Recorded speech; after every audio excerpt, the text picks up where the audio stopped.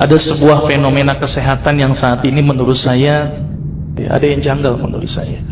Bapak perhatikan sekarang, dokter makin banyak, klinik makin banyak, rumah sakit apalagi. Seharusnya dokter semakin banyak, orang sehat harus gimana? Harus banyak. Tapi apa kenyataan pada saat ini? Dokter banyak, klinik banyak, rumah sakit banyak, orang sakit banyak. Ini yang salah siapa nih Pak? Dokternya atau pasiennya Pak? Karena saya dokter, saya salahin pasiennya. Ternyata pasien itu makhluk yang pasrah menurut saya.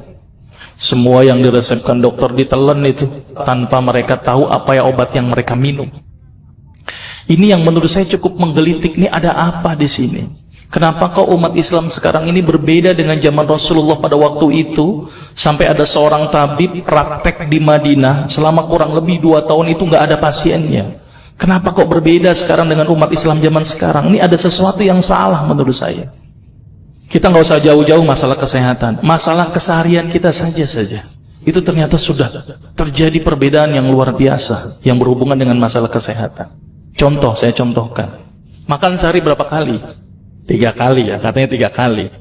Padahal nih, ada yang mengatakan bahwa makan sebelum lapar, berhenti sebelum kenyang. Berapa kali berarti?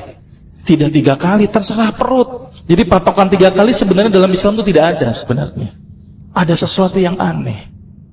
Maka itu saya sempat berpikir, ini jangan-jangan ini ada sebuah kesalahan dalam diri saya.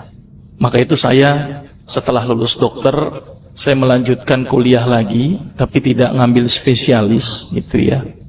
Jadi saya ngambil kuliah lagi jurusan tafsir hadis gitu ya. Ketika belajar hadis itu banyak sesuatu yang menurut saya luar biasa yang tidak pernah dikupas. Ya, ilmu kesehatan yang luar biasa tetapi tidak pernah dikupas. Nah, di situ saya bertemu dengan seorang ustadz. Kemudian ustadz itu bilang begini. Ini latar belakang saya kenapa saya belajar pengobatan Nabi. Ustadz itu bertanya kepada saya begini, "Dok, antum yakin gak sih dok kalau antum masuk surga?" Saya jawabnya pada waktu itu apa? "Yakin Ustadz, saya masuk surga karena Allah menurut prasangka hambanya." Tapi Ustadz itu bilangnya lain. "Kayaknya antum masuk neraka deh." Waduh. Dia memberikan data-datanya ke saya. Maka saya bersyukur kepada Ustadz tersebut ya. Dia ambil pada waktu itu, mohon maaf ya, saya menyebut merek, mohon maaf. Lihat dong, Lovenox, obat yang dipakai untuk mengencerkan darah. Biasanya diberikan pada penderita penyakit jantung, stroke dan gangguan bekuan darah. Di situ tertuliskan kata apa? Porsin origin. Ada yang tahu porsin? Porsin itu isinya Pak, babi Pak.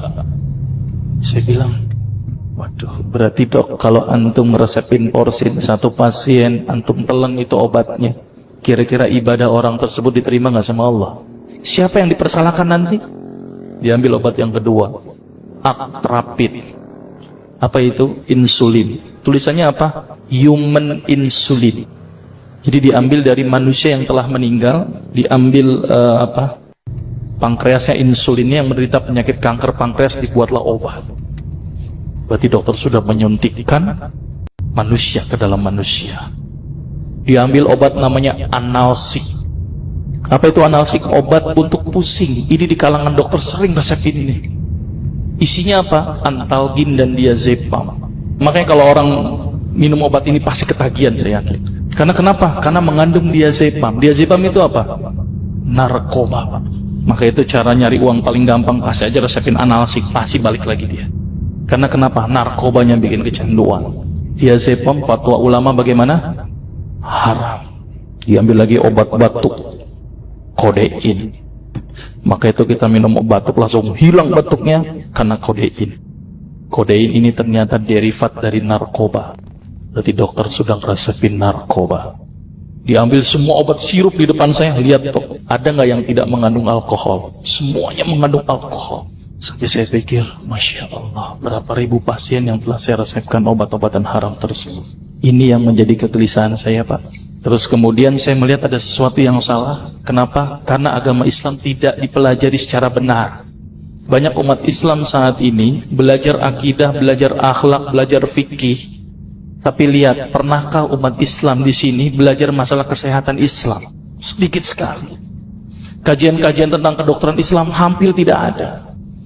Makanya tidak heran sekarang umat Islam yang notabene hebat menurut saya katanya, tapi ternyata banyak yang sakit karena dilupakan aspeknya.